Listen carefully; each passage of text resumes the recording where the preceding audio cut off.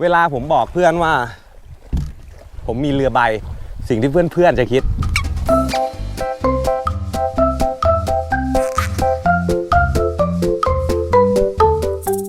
สิ่งที่แม่ของคุณจะคิด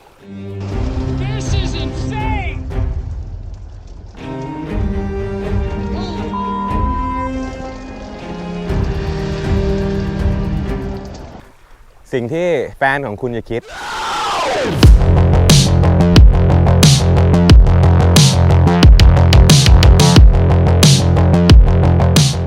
สิ่งที่พ่อของคุณจะคิด